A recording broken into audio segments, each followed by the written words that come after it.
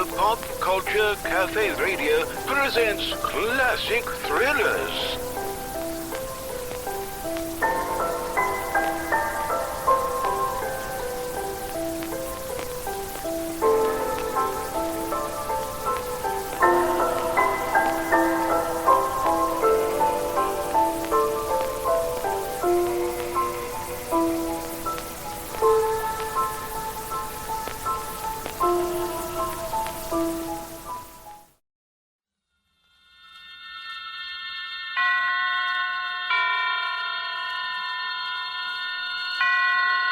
Roma Wines presents Suspense.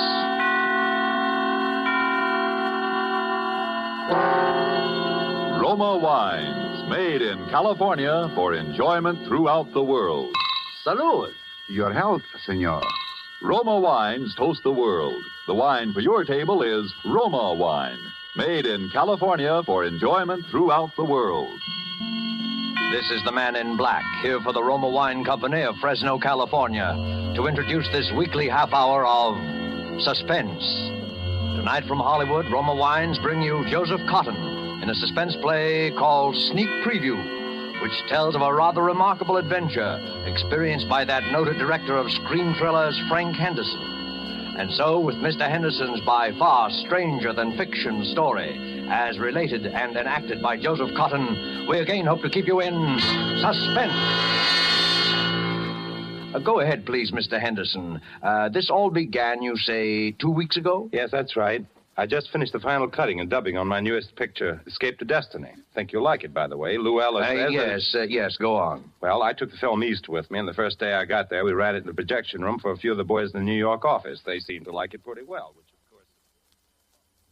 Ruth, now that it's all over, and we're safe... Yes? Well, there's one thing that still worries me. What's that? It's...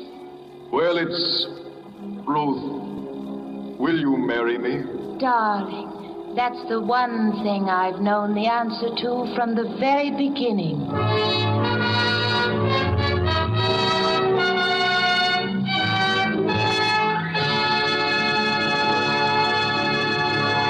Well, boys, there it is. Frank, it is but terrific. It's the best picture you've ever made. Oh, it's great. Hitchcock will absolutely quit. No kidding, you really think so? I do, Frank, honestly. I think it even tops Perilous Journey. Definitely. And it's solid box office, Frank. Solid. Well, it's all yours, boys. I can't think of anything more to do to it. We might lighten the music a little under that scene of the wine fellas. I'll get it. Hello? Who? What does he want? Okay, put him on. Hello? Yes, this is Frank Henderson. Who? I don't think I know any Captain McNeil. Oh, well, may I ask why the chief of the Security Bureau wants to... I hope there's nothing wrong. I see. All right, I'll be there.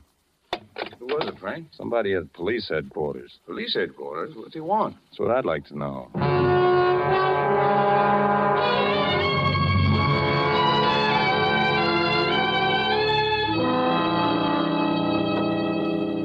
Well, Mr. Henderson, my secretary tells me you were a little mystified. Well, a little, I guess. You never heard of any Captain McNeil? Oh, no. It was just that I didn't think to connect you with the Captain McNeil. Very nicely put, Mr. Henderson. Very nicely put. But you don't need to explain. There aren't so many people as you'd think who'd ever heard of any Captain McNeil. An undercover agent isn't very much good if everybody knows him. No, is he? I guess not. Mr. Henderson, when I heard you were going to be in New York, I just couldn't resist meeting you.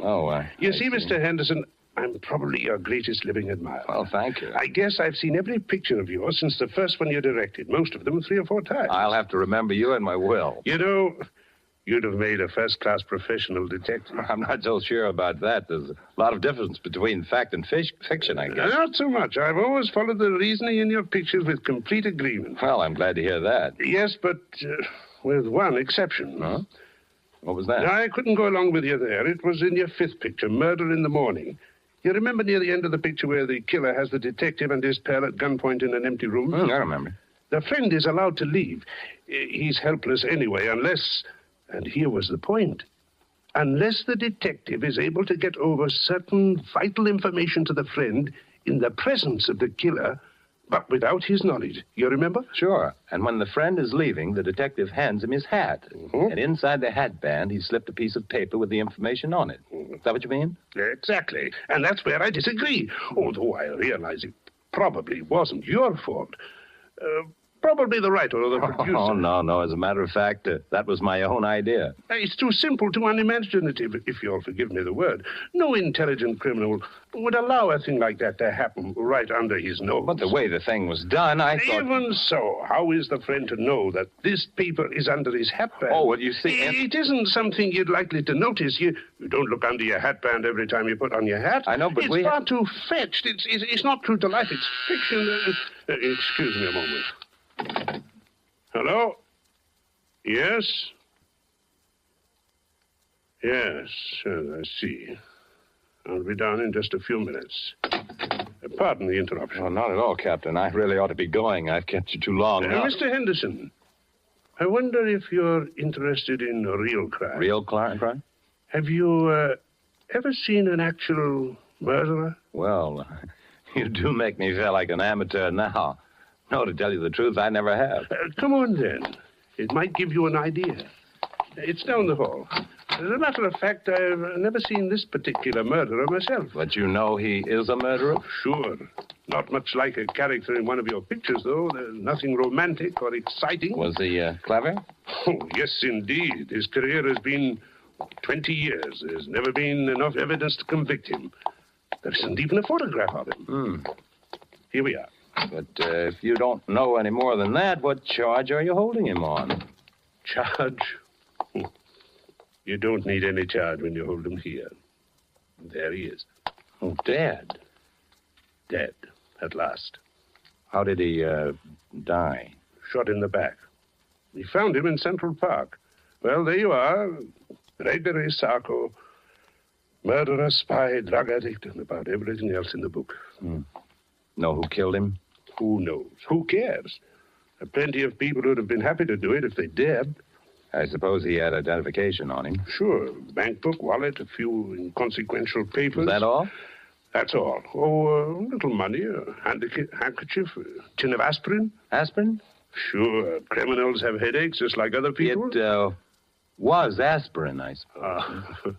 We professionals may not be romantic, Mr. Henderson. We are thorough. Oh, cool. Yes, it was aspirin. I remember you saying he was a drug addict. So that was all he had on him, huh? That's right. Nothing very sensational or exciting. No clues. Oh, what about that bank book? Was it in his own name? Oh, he had a lot of names. Gregory Sarko was the one in the bank book. His own, by the way. Why? Because a perfectly crazy notion has just entered my head. For a new picture? It could be. But, well, here am I in New York. Little time on my hands, and, well, the guy intrigues me, that's all. A dead man intrigues you? His life intrigues me, sure. Finding out more about it intrigues me. What's the difference? The guy's dead. What have I got to lose? Well, now, I don't want to say it's likely, Mr. Henderson, but it's possible, just barely possible, that you might lose your life.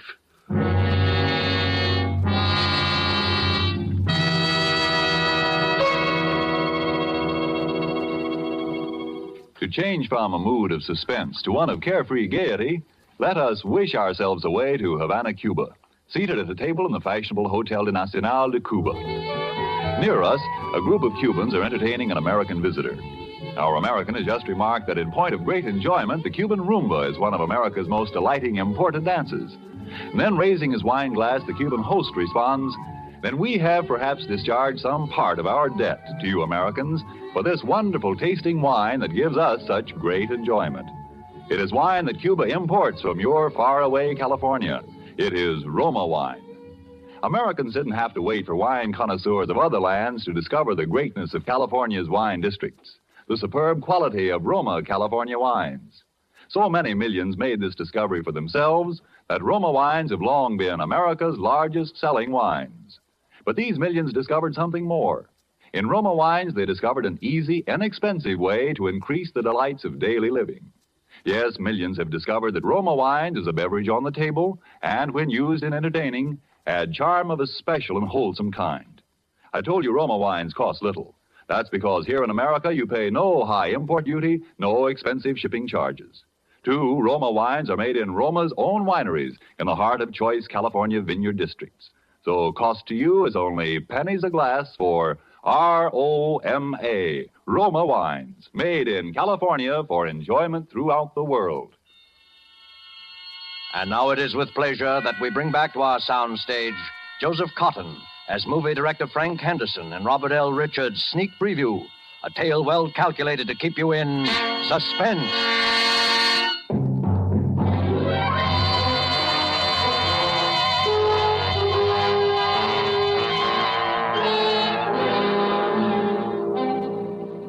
I'm not an adventurous or even a particularly courageous man, and yet suddenly I found myself engaged in what might possibly, as the captain had said, be a fairly dangerous occupation. I pored for hours over Captain McNeil's file on Sarko, even persisting in the face of a sudden and somewhat mysterious reluctance on the part of the captain to have me do so.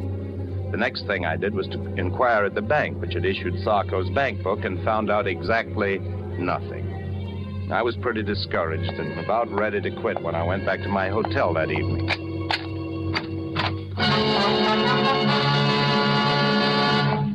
Would you mind closing the door, please? Thank you, Mr. Henderson. My name is Edwards. How do you say? What's the big idea? No, Mr. Henderson. Keep away from the telephone, please. Are you threatening me with that gun? I regret it, Mr. Henderson. I deeply regret it, but unfortunately I cannot deny it. Listen, this whole thing is ridiculous and melodramatic. Mr. Henderson, why are you so interested in Gregory Sarko? Sarko? Yes, Sarko. Just what, if you will forgive a B-picture expression, is your racket? Racket? Oh, no, Mr. Henderson. I just like to make money, that's all. Look, Mr. Edwards, or whatever your name is, if it's any of your business, and I don't see that it is, my interest in Sarko is simple curiosity. I was talking with a Captain McNeil at police headquarters. He showed me his file on Sarko. Of that much I'm quite aware, sir. Well, if you know so much, what are you doing up here acting like a suspense radio character? It may sound silly to you, but it was just that I'd never seen a murderer before, alive or dead, and when I saw Sarko's body at police headquarters, I got interested. Mr. Henderson, would you mind repeating that? I said I got interested. No, you said you actually saw the body of Sarko? Sure. What's so terrific about that? Did you see his face? Of course. What did he look like? Iron gray hair, dark eyes. Yes. Mr. Henderson, we simply must reach an understanding. You've no idea what possibilities this opens for me. Well, I'm no mind reader. Mr. Henderson, may I have your word that you will do nothing unreasonable if I put away this gun? Okay. Thank you. I must administer my eye drops. My eyes are very bad. Perhaps you've noticed. I thought you might have a cold. No, nothing so simple, unfortunately. Congenital weakness. There we are.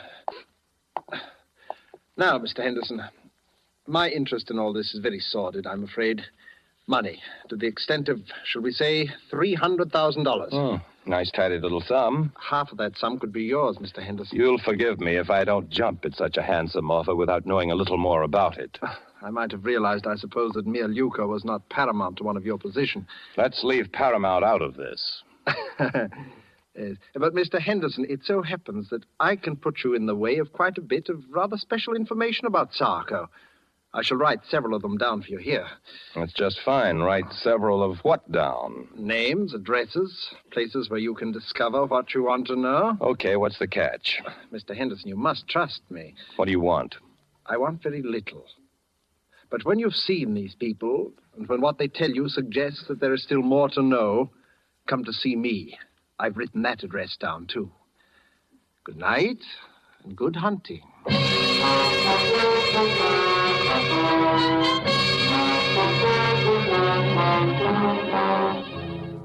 Well, by this time I was so obsessed with the thing that I actually set out to follow the itinerary of the rather sinister Mr. Edwards to the very letter. There was the man serving a life term at Sing Sing. His name was Coletti. Well, it didn't used to be so healthy to talk about Sarko, but seeing he's dead, yeah, I know him pretty well. Did you ever do any business with him? Yeah, we had one little deal. He helped me in some business I had with Senator O'Malley. You remember him? He was chairman of the Foreign Affairs Committee during the disarmament conferences after the last war. That's right, until 1927. Was that the year you and Sarko had your business with him? Oh, that's right. That was the year he was assassinated, wasn't it? Yeah. It was quite a coincidence, Mr. Henderson. Quite a coincidence.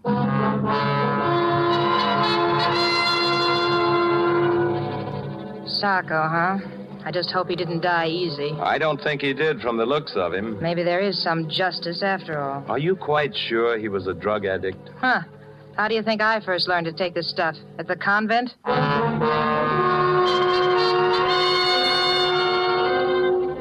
Yeah, there is one guy who might talk. I never seen him, but they called him Eddie the Greek. He used to hang around Doyle's gambling place.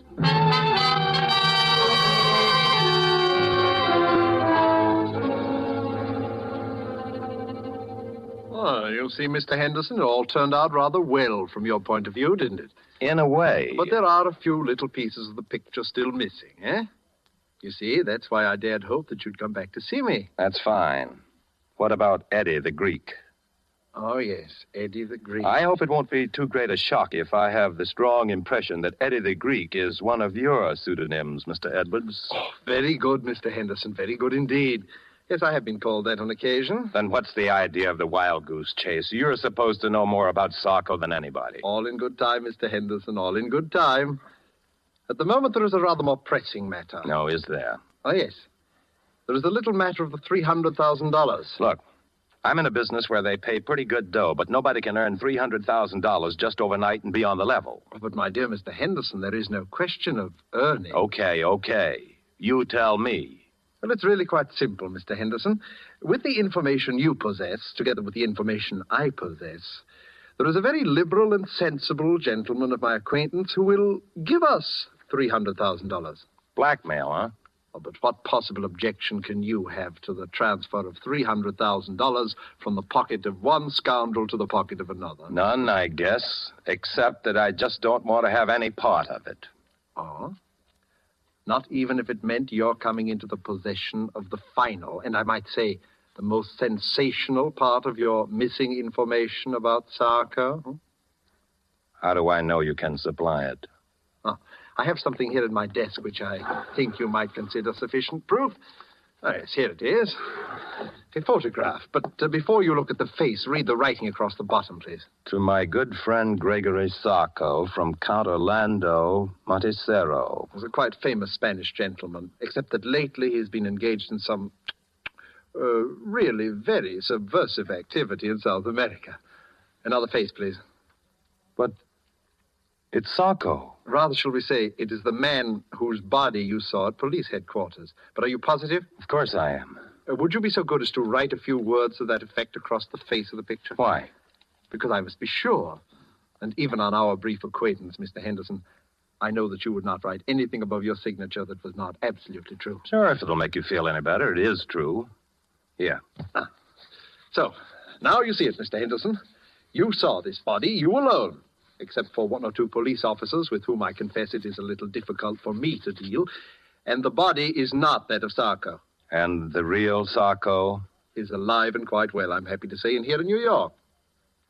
How could I meet him? Oh, you will meet him, Mr. Henderson, when he pays us the $300,000. By this time, I had to go through with it.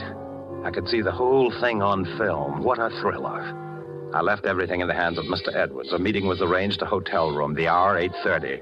And there we waited for the man I'd traced all over the underworld of New York. The murderer, spy, dope peddler, Gregory Sarko. Not nervous, are you, Mr. Henderson? Aren't you? A little. Yes, I must confess. Our visitor this evening is not what you might call an easygoing man. But we will not be murdered. No, we will not even be followed, at least not successfully. Where do you go from here? To my little apartment where you met me. It's the safest place in all New York. You don't mind if I catch up on my notes while we wait? Your notes? My private file on Sarko. Oh, of course.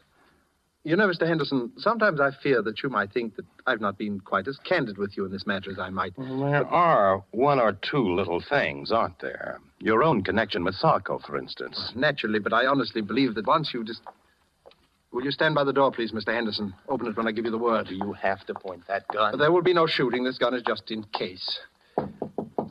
You may open the door now, Mr. Henderson. Come in. Good evening, gentlemen. Captain McNeil. Surprised to see me? Naturally he is. When an appointment has been carefully arranged for Mr. Henderson to meet the arch-criminal Sarko, and when that arch-criminal turns out to be none other than the illustrious Captain McNeil, naturally. Oh, I sort of wondered how you managed to get yourself a part in this little drama, Mr. Henderson. Now I know. Well, would you mind awfully explaining it to me? If I were to tell you that I am not Sarko, but rather that your confederate, Mr. Edwards, is Sarko, would that help? Oh, I'm truly sorry, Mr. Henderson.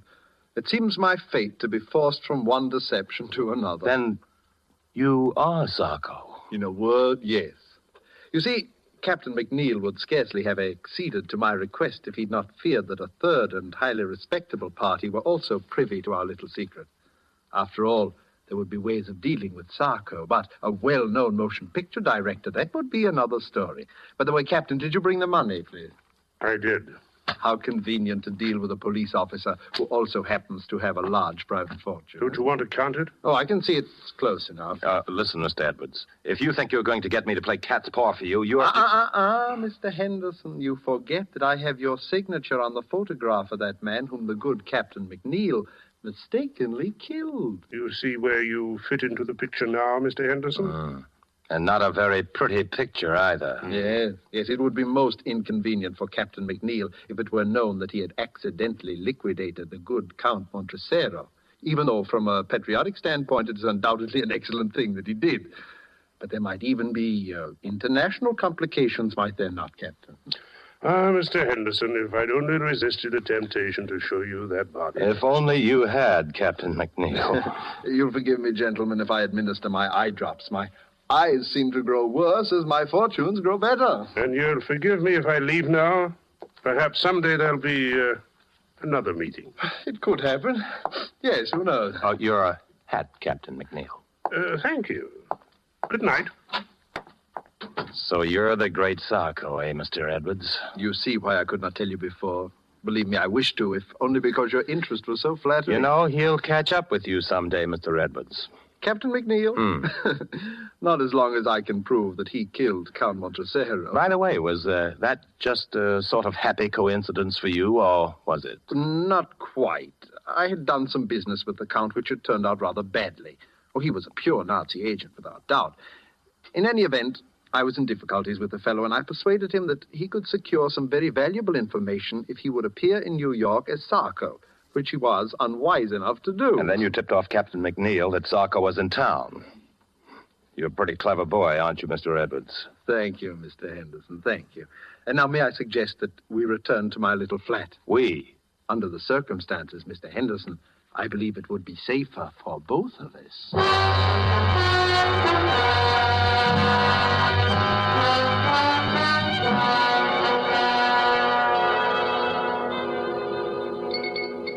Do you like your drink, Mr. Henderson? Oh, it's very good. Thanks. Mr.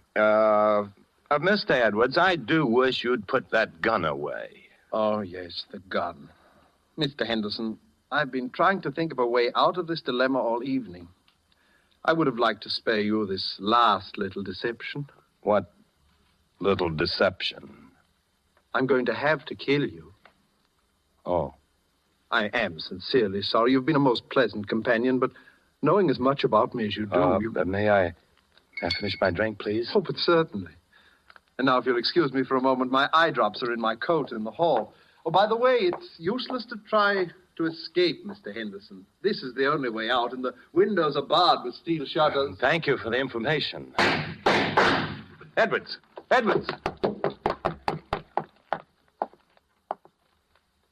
Dead. Captain McNeil. I take it that someone has just liquidated our friend Sarko, or Edwards, as you prefer. So it would seem. Did you see it happen? No. Did you have much trouble finding your way here? None whatsoever, Mr. Henderson. I'm afraid I have a little confession to You don't need to. But I do. You remember the matter of the information on the piece of paper slipped under the hatband? The thing in your picture that I disagreed with? I remember. I apologize. It's a highly practical device. Highly practical. Well, perhaps it wasn't made clear enough in the picture that the paper was rolled up into a little hard ball. I suppose it hurt your head when you put your hat on. It did. And I found the address of this place when I removed it. You'd make a fine detective, Mr. Henderson. By the way, how much have you known? You know, I'm kind of surprised myself. Quite a lot, as a matter of fact. You knew about the body I showed you? Well, I was pretty sure it wasn't Sarko, a drug addict who takes the precaution of carrying aspirin for his headaches, would certainly carry his favorite drug, too. I used that in a picture once myself. Don't you remember the blue canary? So you did now. So you did. I should have remembered. And I suspected Edwards because of the eye drops. There was nothing the matter with his eyes. His particular brand of drug works on any mucous membrane, including the eyes. Mr. Henderson, you're all right. And just what are your immediate plans? Well, I'd kind of like to get out of here. Now, what about the money and the photograph? Don't let it worry you. The money and the photograph safe. I kind of thought so. And I suppose we can safely leave to the regular police force the question of who killed Sarko. I think we can. If I knew who, I'd sort of like to thank him. He did save my life, you know. And if he knew you, I'm sure he'd want to thank you as well, because, in a way, you also saved his life.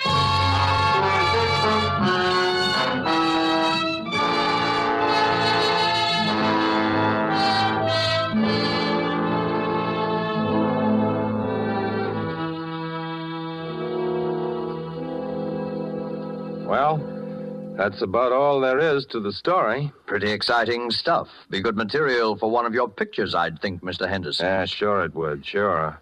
For that dumb studio of mine, I called a big meeting just before I left New York, and I told this story, changing a few names and places, of course.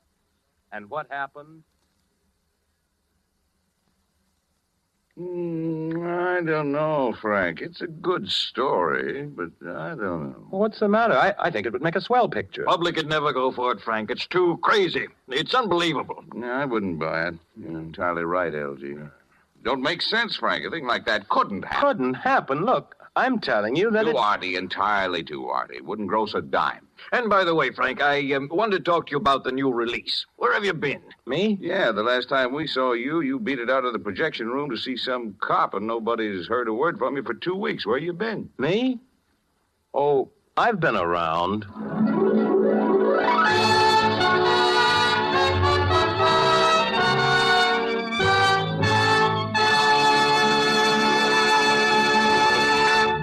And so closes Sneak Preview, starring Joseph Cotten, tonight's tale of Suspense. Joseph Cotten, star of the Lockheed America Ceiling Unlimited, appeared by courtesy of David O. Selznick, and will soon be seen in the all-star Selznick production, Since You Went Away.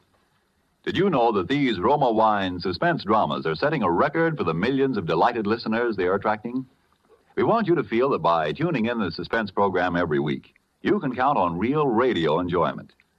Well, in just as dramatic style, the popularity of Roma wines is also record-breaking, because Roma wines are by far America's largest selling wines. Millions make sure of great wine enjoyment simply by asking for Roma wines.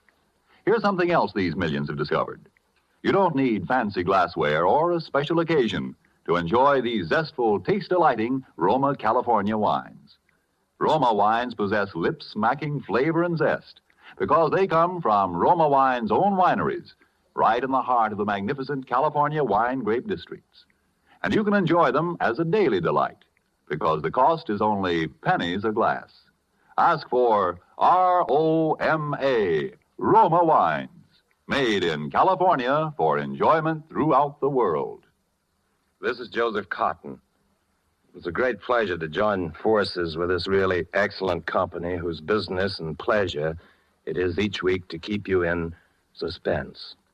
I know you'll want to be listening next week, as I will, when Sonny Tufts will be your star. Suspense is produced and directed by William Spear. Next Thursday, same time, you will hear Sonny Tufts in Suspense. Presented by Roma Wines, made in California for enjoyment throughout the world.